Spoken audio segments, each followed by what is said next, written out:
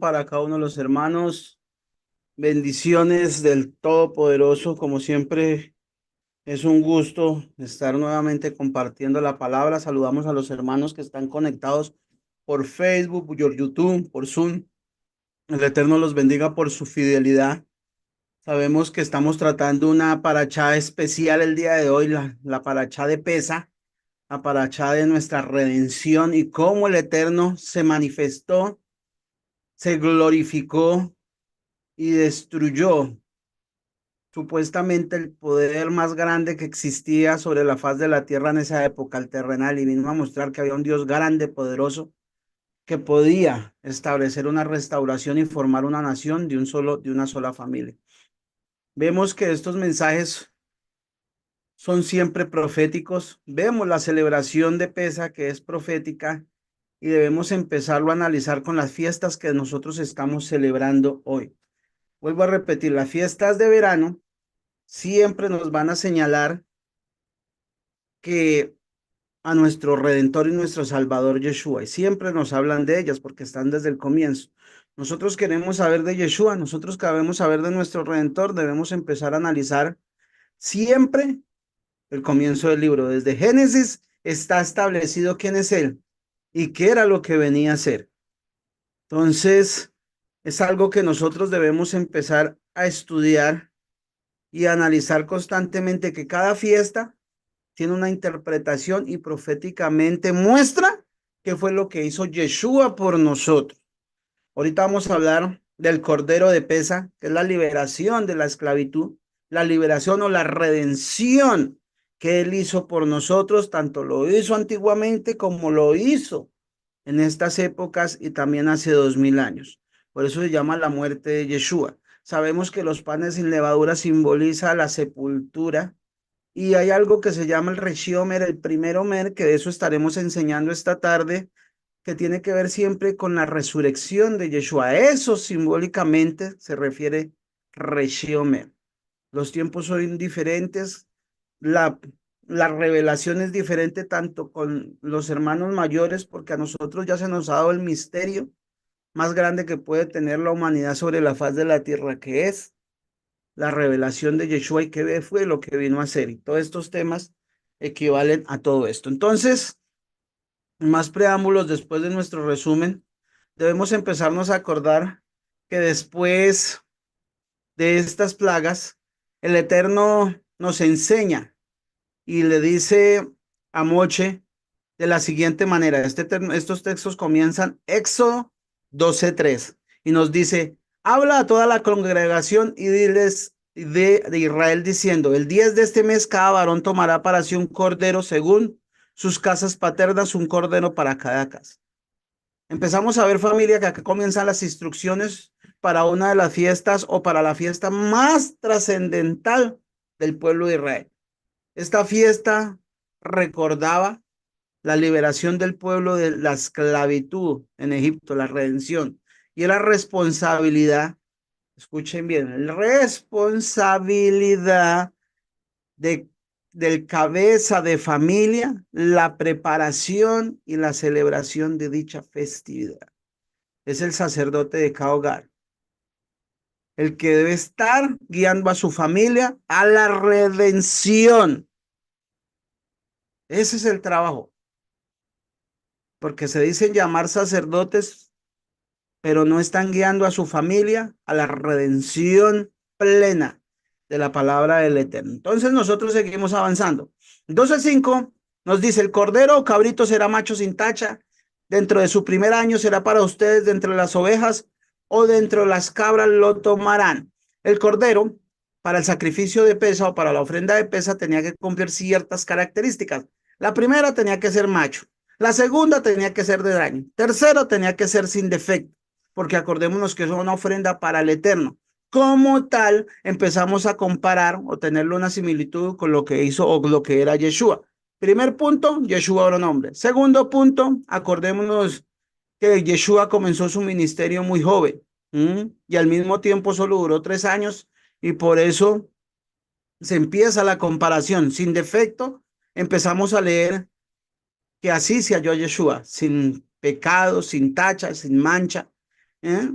Vemos en Primera de Pedro 1, 18 al 20, donde nos dice, sabiendo que no fuiste redimidos de vuestra mala manera de vivir heredada de vuestros padres, con cosas perecederas, como oro, plata, sino con sangre preciosa. Y mire lo que nos dice acá, como de un cordero sin tacha y sin mancha, la sangre del Mesías. Porque él estaba preparado desde antes de la fundación del mundo, pero esto se ha manifestado en los últimos tiempos por amor de vosotros. Amén y amén. Estamos viendo y estamos relacionando este cordero de pesa que establecieron en Egipto con lo que hizo Yeshua por nosotros. Él nos redimió. Cuando habla la palabra de que él estaba preparado desde antes de la fundación del mundo, hace referencia al día 10. Acordémonos que en Egipto le dijeron, tráigalo desde el 10 para que lo revisemos, para que así el 14 pueda estar en sacrificio.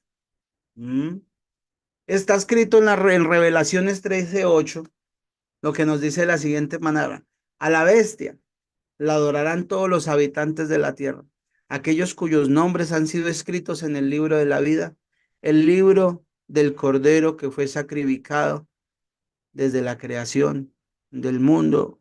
Amén y amén.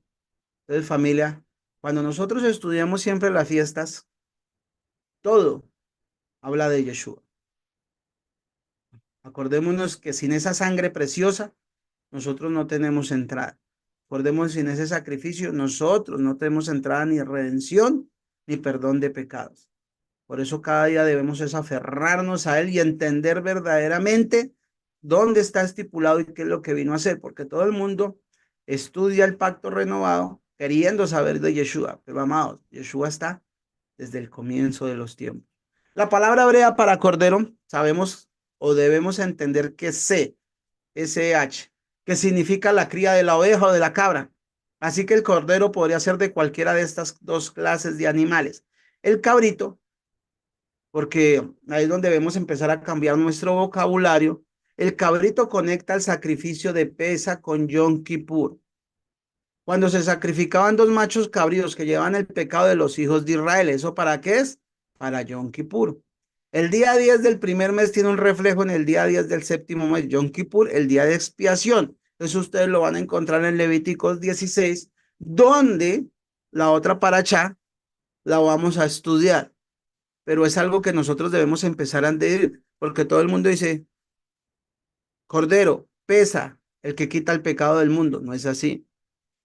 Debemos aprender que el Mesías sufriente hace las dos funciones, de cordero y de macho cabrío, de morir para liberar a los primogénitos de la muerte y para quitar el pecado del pueblo. Sé que son dos funciones muy diferentes y cada fiesta o cada moedín es muy diferente. Cada una es diferente. Por eso, si ustedes se ponen a ver, el rabino Yohanan ben Zeharia exclamó proféticamente cuando vio a Yeshua, como está escrito Juan 1:29, he aquí el Cordero de Dios que quita el pecado del mundo. Pero ¿qué nos está hablando? ¿De qué nos está enseñando? Porque todo el mundo tiene la relación de llevarlo a qué? A pesa. Y esto no es así. Ahí es donde vamos a aclarar un poquito. Efesios 1:3 al 7 está escrito: bendito sea el Dios y Padre de nuestro Señor Yeshua el Mesías, que nos ha bendecido con toda bendición espiritual en los lugares celestiales en el Mesías, según nos escogió, o sea, nos escribió en la lista para poder entrar a pesa, en el antes de la fundación del mundo, para que fuéramos santos y sin mancha delante de él. En amor nos predestinó para adopción como hijos para sí mediante Yeshua el Mesías, conforme al beneplácito de su voluntad, para alabanza de la gloria de gracias que gratuitamente ha impartido sobre nosotros en el amado. En él tenemos redención, o sea, pesa, mediante su sangre, el perdón de nuestros pecados, o sea, Yom Kippur, según las riquezas de su gracia. Ese texto lo deja ver claro. Vuelvo a repetir la cita para que lo tengan presente. Efesios 1:3 al 7. Cuando él dice, en él tenemos redención, está hablando de pesa. Mediante su sangre está hablando de qué? Perdón de nuestros pecados, Yom Kippur. Dos temas muy totalmente diferentes. Seguimos entendiendo y que seguimos aclarando. El cordero alude al sacrificio de pesa, que no quita el pecado, sino libera de la muerte, familia. Y la frase que quita el pecado del mundo hace alusión al sacrificio de Yom Kippur, el pecado nacional. ¿Ok? Espero que hubiera sido claro. Entonces, la Mishnah enseña que antes de sacrificar el cordero había que señalar quiénes iban a participar en su comida. Recordémonos que el sacerdote de cada hogar contaba a sus familias y si era muy grande el cordero, tenía que traer, acá tenía que traer o tenía que integrar a otra familia. Así que cada individuo de un grupo tenía un cordero asignado de antemano para él. Cuatro días antes de su sacrificio. ¿Por qué? Porque acordémonos que el sacrificio del cordero no se podía desperdiciar nada y tenía que establecerse para redención de pecados.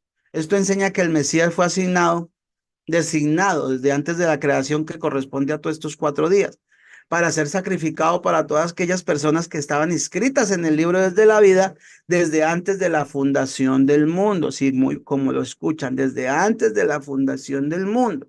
Revelaciones 13:8 nos dice, y la adorarán todos los que moran en la tierra, cuyos nombres no han sido escritos desde la fundación del mundo, en el libro de la vida del Cordero que fue inmolado. Ya, entonces familia, ahí es donde empezamos ya a empezar a analizar y a pensar un término que él decía claro, y siempre nos hemos hecho la pregunta, yo solamente vine para las ovejas perdidas de la casa de Israel. ¿Cómo él sabía cuáles eran sus ovejas? Acá está la respuesta. Han sido escritos desde la fundación del mundo en el libro de la vida. Seguimos avanzando. Éxodo 12:6. Y lo guardarás hasta el día 14 del mismo mes, entonces toda la asamblea de la congregación de Israel lo matará al anochecer, nacional, un conjunto. El cordero tenía que ser revisado durante los 4 días para que fuera perfecto.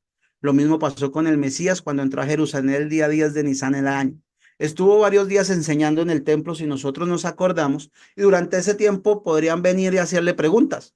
Vinieron los más estudiosos del pueblo para interrogarle, incluso intentaban atraparle en alguna palabra, como está escrito en Mateo 22:15. Entonces se fueron los fariseos y deliberaron entre sí cómo atraparle, sorprendiéndolo en alguna palabra. Primero fue cuestionada su autoridad. Luego le probaron con la pregunta sobre el impuesto al César. Luego preguntaron sobre la resurrección. Y acordémonos que la última y gran pregunta fue la del gran mandamiento. Todo eso lo van a encontrar en Mateo 21:22 y Lucas 20. En todas estas pruebas mostró que era un cordero sin defecto, ninguna se equivocó. Al final, nadie se atrevía a hacerle más preguntas, porque sabían que ya él no tenía pecado y todo lo que hacía era perfecto. Por eso en Mateo 22:46 nos dice la palabra de la siguiente manera, y nadie pudo contestarle ni una palabra, ni ninguno desde ese día se atrevió a hacerle más preguntas, porque no había tacha, no había mancha. Luego fue interrogado por el Sanedrín, el gobierno de Israel, luego por Pilato y Herodes, el gobierno de los gentiles. Ninguno podía encontrar un delito en él. Era un cordero sin mancha, tal como había estipulado desde el comienzo de las escrituras el Eterno que debía ser algo, el cordero que nos iba a redimir. Dice la palabra, toda la asamblea de la congregación de Israel. Todo Israel tenía la responsabilidad de matar el cordero, pero no todos podían sacrificar el cordero, que es muy diferente. Esto nos enseña que la gente de una persona es como la persona misma. Esto se cumplió cuando el Mesías fue entregado a la muerte por 3 grupos representativos de todo Israel, según Lucas 23:3, donde está escrito, entonces Pilato convocó a los principales sacerdotes, gobernantes y pueblo. El pueblo de Israel tenía sobre sí la responsabilidad de sacrificar al Cordero de la Redención. Por lo tanto, no fue un fracaso lo que sucedió con Yeshua. Todo estaba en el plan divino para la salvación del mundo. Acordémonos que nadie, absolutamente nadie, puede matar a nuestro Salvador. Él mismo lo dice, nadie me la quita. Yo pongo mi vida para que se cumpla. Y el Eterno usó el rechazo que tenían nuestros hermanos mayores contra su propio Mesías para cumplir su plan que había revelado en los profetas. No es que lo estuvieran, sino ya todo era un plan perfecto que había estipulado el Eterno para que la redención llegara a su pueblo. Dice en Hechos 2:23, a este, integrado por el plan, mire acá con lo que dice, por el plan predeterminado y el previo conocimiento de Dios, clavasteis en un madero por manos de impíos, le matáis. Amén, amén. En Hechos 3:12, Hechos 14:15, Hechos 17:18, está escrito. Al ver esto, Pedro dijo al pueblo, varones israelitas, vosotros repudiasteis al santo y justo y pedisteis que se os concediera un asesino y disteis muerte al autor de la vida, al que Dios resucitó entre los muertos, de lo cual nosotros somos testigos. Y ahora, hermanos, yo sé que obtendréis por ignorancia lo mismo que vuestros gobernantes. Y mire esta palabra, pero Dios ha cumplido así lo que anunció de antemano por boca de todos los profetas, que su Mesías debería padecer. Bendito sea él. En Hechos 4:27 al 28 nos sigue diciendo, porque en verdad en esta ciudad se unieron tanto Herodes como Poncio Pilatos, juntamente con los gentiles y los pueblos de Israel, contra tu santo siervo Yeshua, a quien tú ungiste, para hacer cuanto tu mano y tu propósito habían predestinado que sucediera. Amados, ya todo estaba establecido. Ya era un plan de redención. No tenemos que echarle la culpa a nadie. Lo único que nosotros debemos hacer es valorar y agradecer lo que Él hizo por nosotros. Que gracias a ese sacrificio hemos sido redimidos de la muerte. Muchas cosas que decir, pero poco tiempo para hablar. Así que todo el pueblo de Israel cumplió su papel de sacrificar el cordero para su propia redención y la salvación del mundo, como está escrito nuevamente. Juan 11:49 al 53. Debemos entender por qué tantos textos. Para nosotros comprender la revelación y lo que hizo Yeshua, nosotros debemos leer, escudriñar, porque él mismo nos dijo, escudriñen las escrituras, que eso es lo que los lleva a la vida eterna, no escuchar, es escudriñar, nosotros mismos coger los textos, no es de tanto que yo hable, sino que cada palabra que dice cada versículo, nosotros debemos analizarla, leerla con calma y verdaderamente tomarla para nosotros y entender qué fue lo que hizo Yeshua. Y dice, pero uno de ellos, jefa, que era sumo sacerdote ese año, les dijo, vosotros no sabéis nada, ni tenéis en cuenta que os es más conveniente que un hombre muera por el pueblo y no que toda la nación perezca. Ahora bien, no dijo esto de su propia iniciativa, sino que siendo el sumo sacerdote ese año, profetizó que Yeshua iba a morir por la nación. Y no solo por la nación, sino también para reunir en uno a los hijos de Dios que están esparcidos. Así que desde ese día planaron entre sí para asesinar. Entonces, familia, estamos viendo este famoso plan de redención y lo que estipuló el Eterno para cada uno de nosotros. Y por eso más adelante en Éxodo 12:21 nos dice, entonces Moisés convocó a todos los ancianos de Israel y les dijo, saquen del rebaño corderos para ustedes según sus familias, sacrifiquen la Pascua y tomarán el manojo de hisopo. ¿A quién le hicieron manojo de hisopo? Y lo mojarán en la sangre que está en la vasija. Y untarán con la sangre que está en la vasija el dindel y los dos postes de la puerta. Ninguno de ustedes saldrá de la puerta de su casa hasta la mañana. ¿Qué es lo que más nos llama la atención? La sangre, no el cordero, la sangre y las jambas.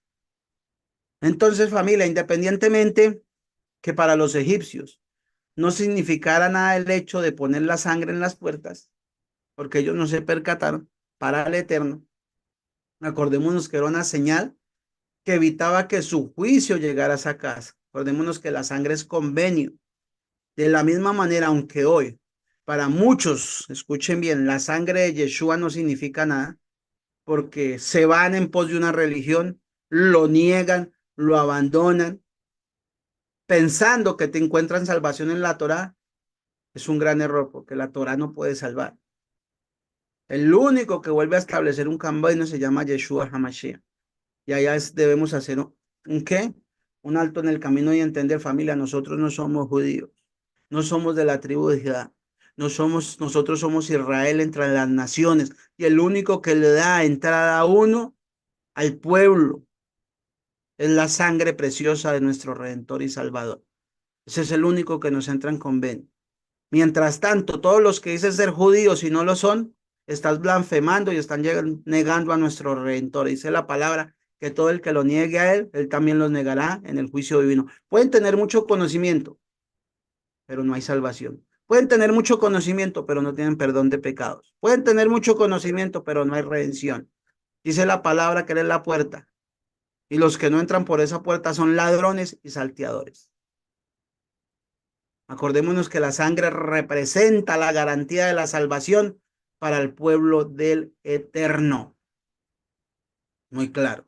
En Egipto, acordémonos que tenían puertas con dos postes, ya lo vamos a ver, y un dintel que formaban cruz en las esquinas. La cruz, como hemos dicho antes, vamos acá a mostrarlo un momentico, a ver si podemos, acá creo, regálenme a ver si la puedo compartir para que nos quede claro el asunto. ¿Dónde está? ¿Dónde está? Acá. Creo que todos me deben estar viendo. Si no estoy mal. ¿Sí se puede ver? Sí. Sí, señor. Ok.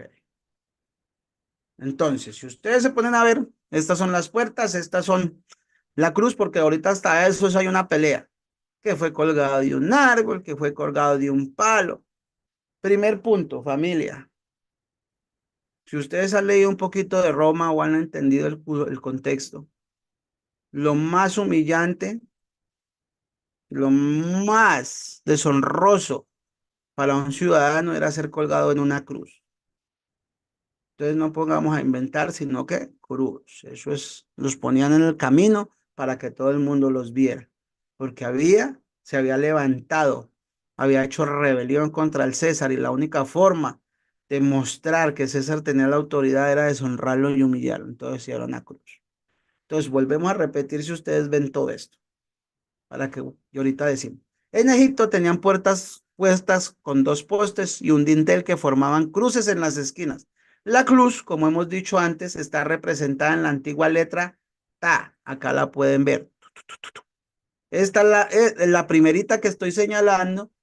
En este ladito es el hebreo moderno. Y la segunda, que es en forma de cruz, es palo-hebreo, que es muy diferente. Son las primeras letras. Entonces,